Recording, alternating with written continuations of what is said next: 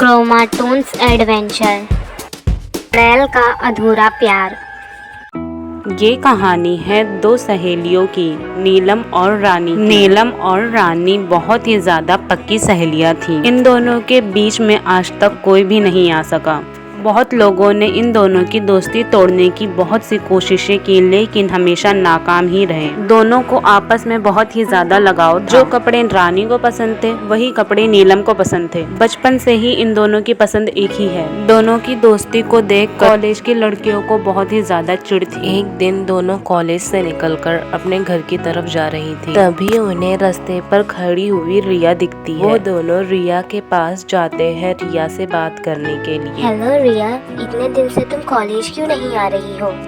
मेरा मन नहीं करता है कॉलेज आने का। फिलहाल तो मुझे घूमने का मन कर रहा है, इसीलिए मैं नहीं आ रही हूँ कॉलेज। अच्छा तू ये बता, तो इस गरीब नीलम को अपने साथ हमेशा क्यों लेकर घूमते रहती है? इन गरीबों की औकात गरीब लोगों के साथ रहने की होती है, हम जैसे अमीर लोगों के साथ रहने की औकात इन लोगों की नहीं है। तू मेरी बात मान और मुझसे फ्रेंडशिप कर ले और इस गरीब नीलम को छोड़ दे इसके हाल पर। बस करो रिया, सुनाने की भी कोई हद होती है। नीलम कब से तुम्हारी बातों को सुनते ही जा रही है। इसका ये मतलब नहीं है कि तुम उसे बोलते ही जाओ। और अमीर और गरीब कुछ नहीं होता है। अमीर और गरीब बस एक इंसानी भेदभाव है। और हाँ, दोस्त दिल से बनते हैं, पैसों से नहीं। चलो नीलम। नीलम और रानी दोनों मुंह बनाकर रिया के पास से चले जाते हैं। ना जाने ऐसे लोग कहाँ से आ जाते हैं। नीलम, तू रिया की बातों का जरा भी बुरा मत मानना। अरे नहीं नहीं पगली, मैं क्यों बुरा मानूंगी? गरीबों को कोई हक नहीं होता बुरा मानने का। और वैसे भी रिया ने जो भी कहा सच ही तो कहा है। हम गरीबों की कहाँ औकात तुम जैसे अमीरों के साथ रहने की, चलने की, फिरने की, बैठने की, उठने की, खाने के, पीने की। चुप कर, अगर दोबारा तूने कहा तो एक घसीट के चपेट लगाऊंगी मुंह पे। दोनों एक दूसरे से बात करने के बाद अपने अपने घरों में चले जाते हैं। नीलम जैसे ही अपने घर पर पहुंचती है, वैसे ही नीलम की माँ नीलम से कहती है, नीलम बेटी, चल जल्दी से तैयार हो जा, तुझे देखने वाले आए हैं। सुंदर से सज धज कर लड़के के सामने आना। नीलम बेटी, लड़का बहुत ज्यादा अमीर है, तुझे हमेशा खुश रखेगा और उनकी कोई मांग भी नहीं है और वो गरीब लड़की से शादी करना चाहता है। अच्छा माँ जी, तब तो बहुत अच्छी बात है। मैं यूँ गई और यूँ आई। नीलम साड़ी पहनकर और सज धज कर लड़के के सामने आती है। समधन जी, हमें और हमारे बेटे को आपकी बेटी नीलम बहुत ही ज्यादा पसंद आई है और हम इस रिश्ते को आगे बढ़ाना चाहते हैं। दोनों घरों में रिश्ता तय हो जाता है। रोहित और नीलम एक दूसरे से प्यार करने लगे थे। रोहित रोजाना नीलम के कॉलेज के सामने आता था नीलम से मिलने के लिए। अपने साथ कुछ मिठाइयाँ भी लाता था। नीलम और रोहित एक दूसरे के साथ बहुत ही ज्यादा खुश थे, लेकिन ये बात रानी को जरा नहीं पसंद आई। तो ऐसा लग रहा था कि जैसे नीलम उससे दूर होती जा रही है। रोहित और नीलम एक दूसरे से गार्डन में बैठकर बात कर रहे थे। वहीं पर दूर खड़ी हुई रानी सब कुछ देख रही थी। अभी वहाँ पर रिया आती है। क्या हुआ रानी, तेरी सहेली तुझे छोड़कर चली गई? मैंने तो पहले ही तुझसे कहा था कि तू दूर रह। ये गरीब लोग ऐसे ही रहते हैं, जहाँ पैसे देखते हैं वहीं भागते हैं। ये लड़का कोई साधारण लड़का नहीं है, ये अमीर साहूकार का बेटा है। ये गरीब लोग ऐसे ही रहते हैं, अमीर लड़कों को अपने झांसे में फंसा लेते हैं। और हम जैसे अमीर बाप की बेटियों को मिलते हैं सड़क पर पड़े हुए लड़के, मतलब गरीब लड़के। देख कैसे चिपक चिपक के बात कर रही है। हमेशा इसी तरह तुझसे चिपक कर रहती थी, लेकिन अब उसके साथ चिपक के रह रही है। वो सिर्फ तेरे पैसों से प्यार करती थी, तुझसे कोई लगाव नहीं था उसे। अब जब उसे पैसे वाला लड़का मिल गया है तो उसने तुझे छोड़ दिया। रानी रिया की ये सब बातें सुनकर जोश में आ जाती है। तूने बिल्कुल सही कहा रिया, मेरी ही गलती थी कि इस गरीब नीलम को मैंने अपनी फ्रेंड बनाया। इसने मुझे धोखा देकर बहुत गलत किया और इसकी भरपाई तो उसे करना ही पड़ेगा। रोहित, मुझे ना बहुत तेज से प्यास लगी, तो प्लीज मेरे लिए पानी ले आओगे तुम? अरे जाने मन, तुम्हारे लिए तो जान भी हाजिर है। तुम पानी की बात कर रही हो? अब भी मैं लाता हूँ। रोहित चला जाता है पानी लाने।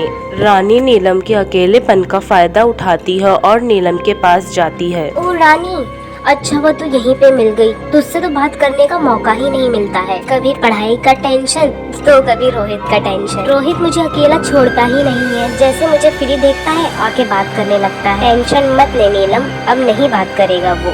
इतना कहते ही रानी नीलम को पहाड़ियों के ऊपरी हिस्से से धक्का दे देती है। नीलम चिल्लाती रह जाती है लेकिन उसे कोई नहीं बचा पाता है। तैसे नीलम की बॉडी को अपने घर पर लेकर आता है। अरे बेटा, ये नीलम को क्या हुआ है? नीलम इस तरह से क्यों लेटी है?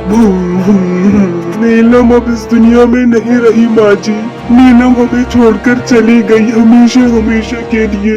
नीलम के मरने पे सभी लोग बहुत ही ज्यादा दुखी होते हैं। कुछ देर बाद रानी भी नीलम के घर पर आती है और झूठा रोना रोकर कहती है, नीलम ये तुम्हें क्या हो गया? नीलम उठो ना नीलम, तुम्हारे अलावा इस दुनिया में मेरा कोई नहीं है। नीलम उठो ना, तुम मेरी सबसे पक्की सहेली थी। इस तरह से तुम नहीं जा सकती हो मुझे छोड़ के। मेरा क्या होगा? नीलम उठो ना नीलम। वहीं दूसरी तरफ नीलम जहां मरी होती है वहीं उसकी आत्मा एक चुड़ैल का रूप ले लेती है। रानी मैं तुझे नहीं छोड़ूंगी। तूने ऐसा क्यों किया मेरे साथ? मैं तो तुझे अपनी सहेली मानती थी, लेकिन तूने उस बदले में मेरी जान ही ले ली। मैं अपने रोहित के साथ इतना खुश थी, मैं एक जिंदगी जीना चाहती थी, लेकिन तूने सारी खुशियाँ एक पल में मिटा दी। मैं तुझे नहीं छोड़ूंगी, तेरी जिंदगी को भी नरक बना दूंगी। तुझसे भी सारी खुशियाँ तेरी छीन लूंगी। चुड़ैल उड़ती हुई रानी के घर पर जाती है। अच्छा हुआ नीलम को मैंने मार दिया, वो मर गई और किसी ने मुझ पर शक भी नहीं किया। और कोई शक करेगा भी कैसे? मैंने इतनी अच्छी एक्टिंग जो की थी। पीछे खड़ी हुई चुड़ैल रानी के सामने आती है। चुड़ैल, तुम यहाँ क्यों आई हो? मेरे पास क्यों आई हो चुड़ैल? मेरे पास से चली जाओ। तेरा नाश करने आई हूँ रानी, तेरी जिंदगी में जहर घोलने आई हूँ, तेरी कयामत बन के आई हूँ, तेरी जिंदगी और तुझे नष्ट करने आई, तेरी मौत बनकर आई हूँ। रानी डरते हुए कहती है, तुम कौन हो? तुम मुझे क्यों मारना चाहती हो? मैंने तुम्हारा क्या बिगाड़ा है जो तुम मेरा नष्ट करने आई हो? ने मेरी जान ली है और जान के बदले जान देना पड़ेगा। तूने मेरी जिंदगी तबाह की है और इसके बदले तेरी भी जिंदगी तबाह होगी। चुड़ैल रानी से जैसे ही ये कहती है वैसे ही रानी को समझते देरी नहीं लगती और वो समझ जाती है कि वो कोई और नहीं नीलम है। नीलम? हाँ मैं नीलम, जिसको तूने पहाड़ी से ढकेल के जान ले ली, और अब मैं तेरी जान लूंगी। नहीं नीलम, मैं तुम्हारी पक्की सहेली हूँ, प्लीज मेरी जान मत लो, चली जाओ मेरे पास से। रानी बहुत ही ज्यादा सहमी हुई और डरी हुई। रानी बहुत गिड़गिड़ाती है और अपने जान की भीख मांगती है, लेकिन चुड़ैल जरा भी दया नहीं दिखाती और रानी को गोल गोल घुमा घुमा कर मार डालती है। रानी की जैसे ही मौत होती है वैसे ही नीलम की आत्मा को मुक्ति मिल जाती है और आज तक ये राज कभी सामने नहीं आया, नीलम को किसने धक्का दिया और रानी की कैसे मौत हुई, ये एक रहस्य बन के रह गया। Subscribe, share, like and comment.